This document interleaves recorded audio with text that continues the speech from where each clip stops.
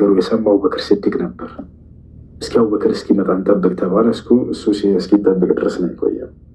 ከዛ አቡበክር ሲዲቅ ሲመጣ ጊዜ ምን ሆናቸው ነው ሲላቸው የአላህ መልእክተኛ ሙተዋል አላቸው፣ ነገሩት። ከዚያ በኋላ ገባና ቤታቸው ግንባራቸውን ገለጥ አደረገና እዚህ ጋር ሳማቸውና አለቀሰ። ጥብተ ወረቢ ሐየን ወመይተን ያ ረሱለላህ አለ። በህይወትም ሳሉ አርፈው ምንኛ ያማሩና የተዋቡ ናቸው አንተ የአላህ መልእክተኛ ብለው አቡበክር ተናገረ። ጥብተ ወረቢ ሐየን ወመይታ። አቡበክር ሲዲቅ ከራሱ በላይ የሚወዳቸው ጓደኛቸው ነው። ከልጅነት አብረው ነው ያደጉት። ሁለቱም በጣም የተከበሩ ናቸው በባህሪያቸው ገና ወጣት እያሉ። ልክ ነብይ ሲሆኑም የመጀመሪያ ያመነባቸው ከወጣቶች እርሱ ነው። ይወጣቸዋል። ሙሐመድ ሰባቱን ሰማያት አድርጌ የመጣሁኝ ያለ እኮ ምናምን ብለው ሲነግሩት ጊዜ ለእርሱ እንቃለ ሁወ ፈቀድ ሰደቀ አላቸው። እርሱ ብሎ ከሆነ በእውነትም እውነት ተናገረ፣ አይዋሽምና እርሱ ብሎ ተናገረ። የሰላም እርሱ አይዋሽምና አላቸው። ከእርሳቸው ገና እኮ አልሰማም። እንዲህ ያደረገ እኮ እያሉ ነው ብለው ነገሩት። ሰባቱን ሰማያት አድርጌ መጣሁኝ ከአላህ ጋር ተገናኘው በአንድ ሌሊት እያለከሩ ሙሐመድ ጓደኛ አበደው ያሉት። ኢንቃለ ሁወ ፈቀድ ሰደቀ አለ። እርሱ ብሎ ከሆነ እንደዚያ በእውነትም እውነትን ተናገረ አለ። አላህ ታዲያ ቁርአን ላይ ይሄንን ተረከው። ወለዚ ጃአ ቢስድቅ ወሰደቀ ቢሂ ኡላኢከ ሁሙል ሙተቁን። ወለዚ ጃአ ቢስድቅ ሁወ ነቢይ ዓለይሂ ሰላቱ ወሰላም ወሰደቀ ቢሂ ሁወ አቡበክር ሲዲቅ ረዲየላሁ ዐንሁ። ወለዚ ጃአ ቢስድቅ አለ። ያ እውነትን ይዘው የመጣው አለ አላህ ነቢ ሰለላሁ ዐለይሂ ወሰለም ማለት ነው። ከአላህ እውነትን ይዘው ስለመጡ ወሰደቀ ቢሂ እርሱንም እውን ያለው ብሎ ተናገረ አቡበክር ሲዲቅን። ኡላኢከ ሁሙል ሙተቁን እነዚህ ናቸው ከማንም በላይ እኔን አላህን የሚፈሩኝ አለ። አንደኛ ከዚህ ከትውልድ ነቢ ሰለላሁ ዐለይሂ ወሰለም ናቸው። ከአደም ጀምሮ እስከ መጨረሻው ድረስ ካለው ሰው ሁሉ ከነቢያት በመቀጠል አፍደል ናስ ባዕድ አልአንቢያ ሁወ አቡበክር ሲዲቅ ረዲየላሁ ዐንሁ። ከነቢያት በመቀጠል ታላቁ ሰው አቡበክር ሲዲቅ ነው።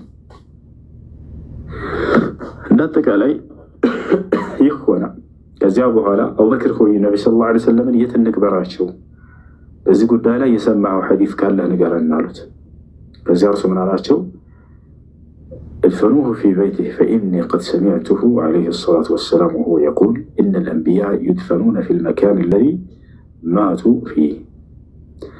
መቀበር ያለባቸው በቤታቸው ነው አለ አቡበክር ሲዲቅ። ምክንያቱም የአላህ መልእክተኛ ነቢ ሰለላሁ ዐለይሂ ወሰለም እንዲህ ሲሉ ሰምቻቸዋለሁና ነቢያቶች በሞቱበት ቦታ ይቀበራሉ ሲሉ ሰምቻለሁኛ። ስለዚህ የት ነው የሞቱት? ቤታቸው እናታችን አይሻ ቤት። ስለዚህ ቤታቸው የተቀበሩት ለዚያ ነው። ነቢ ሰለላሁ ዐለይሂ ወሰለም ያ ነው። መስጅድ ውስጥ ተቀብረዋል ወይ? አይደለም፣ ከመስጅዱ ውጭ ነው ቤታቸው። ከታቸው ያ ነው። እንዳጠቃላይ የነቢያችን ሰለላሁ ዐለይሂ ወሰለም ሁኔታ ይህ ነው። ከዚያ በኋላ ቢላል ረዲየላሁ ዐንሁ አዛን እያደረገ እያለ መዲና ላይ እሱ ነቢ ሰለላሁ ዐለይሂ ወሰለም ሙአዚን ነው። ቢላል ኢትዮጵያዊ ሀበሻዊ ከእለት አንድ ቀን በቃ አልቻለም አዛን ማድረግ። ነቢ ሰለላሁ ዐለይሂ ወሰለም ለምን ሄደና አቡበክር ሲዲቅን ጠየቀው። የአቡበክር ሲዲቅ ነው የገዛው፣ ታስታውሳላችሁ ታሪኩን።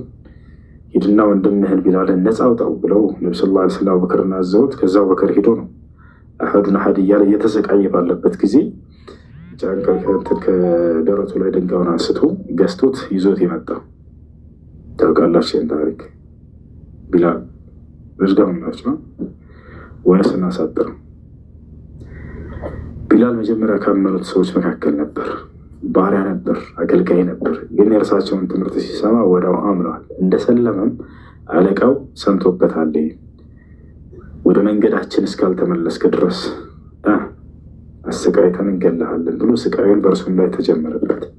እንዴት አደረገው ከተባለ በዚያ በመካ ፀሐይ ላይ ታውቁታላችሁ፣ ፀሐዩ በለምጣ ድንጋይ ላይ አስተኝቶ ጀርባውን እርቃኑ ከዚህ በታች አልብሰዋቸው ልክ ባሪያ እንደሚለብሱት።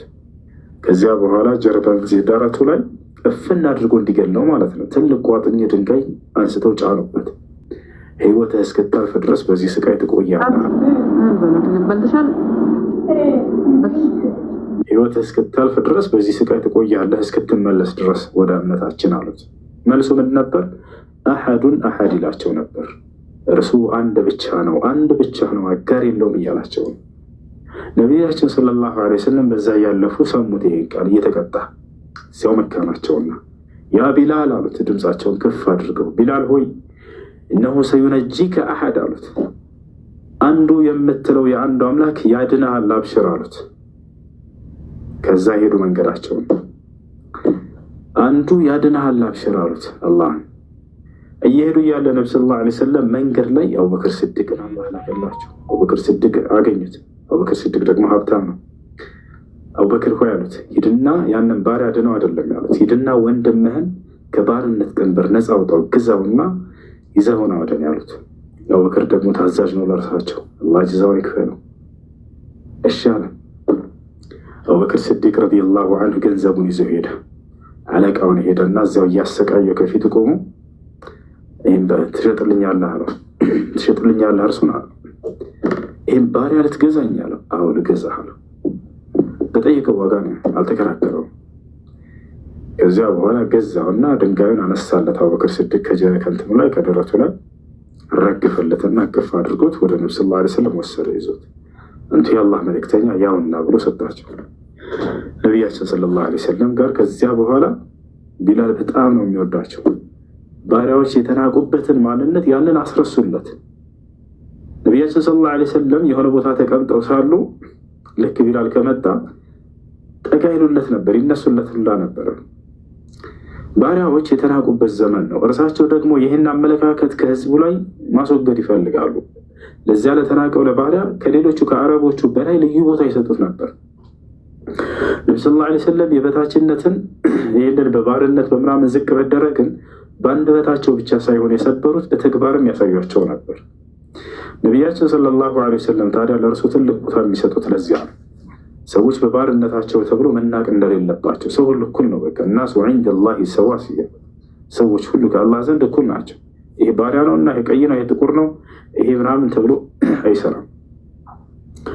ነቢያችን ሰለላሁ ዐለይሂ ወሰለም ሄዱ መካ። ድል አድርገው ሲመለሱ ጊዜ ማነው ከመዲና ወደ መካ በመጡ ጊዜ ካዕባ ከእርሳቸው ጋር እንዲገባ ያደረጉት ቢላልን ነው። ቢላል ና አንተ ከኔ ጋር ትገባለህ አሉት። ገባ። ቢላል ውስጥ ሰገደ። ቢላል ሆይ አንተ ውጣና ካዕባ ላይ አዛን አድርግ አሉት። 10,000 ሰሃቦች ከመዲና ወደ መካ በመጡ ጊዜ የውም ፈትሒ መካ፣ መካ ድል በተደረገች ጊዜ ከካህዲያኖች እጅ ወጥታ በሙስሊሞች እጅ በገባች ጊዜ ነቢ ሰለላሁ ዐለይሂ ወሰለም እርሳቸው እየመራቸው መጥተው ልክ ካዕባ ላይ ከደረሱ በኋላ ከዚያ በካዕባ አካባቢ ያሉ ጣዖቶች እንዳለ ከሰባበሩና ካስወገዱ በኋላ ቢላል ሆይ ውጣና አዛን አድርግ አሉት። አልጠበቀም። እርሱ ከዘሮቻቸው መካከል አንድ ዘራቸውን የቁረይሽን ሰው አይደለም የመረጡት። አይ አረቦች ናቸው፣ በቃ አረብ ነኝና ከኔ ዘር ካልሆነ አላሉ። ያኔ የተናቀውንና ዝቅ የተደረገውን ቢላልን መረጡት። አንደኛ መረጡበት ለዚያ ነው። ሁለተኛ ምንድነው? ቢላል በዚያ ቦታ ላይ ዝቅ ተደርጎበታል፣ ድንጋይ ተጭኖበታል፣ ተንቆበታል። ዛሬ ከፍ ሊል ይገባዋል። ነቢ ሰለላሁ ዐለይሂ ወሰለም እና ቢላል አሉትና ካዕባ ላይ ወጥተህ አዛን አድርግ አሉት። እኔ እኮ መውጣት አልችልም አንተ የአላህ መልእክተኛ አላቸው። ከዚያ ነቢያችን ሰለላሁ ዐለይሂ ወሰለም ሁለት ታላላቅ ሰሓቦቻቸውን አቡበክርንና ዑመርን ታላላቅ የእርሳቸውን ምትክ የሚሆኑትን ማለት ነው አቡበክር ስዲቅና ዑመር ብን አልኸጣብ ነው እናንተ አጎንብሱለትና በእናንተ ላይ ወጥቶ አዛን ያድርግ አሏቸው። ተመልከቱ።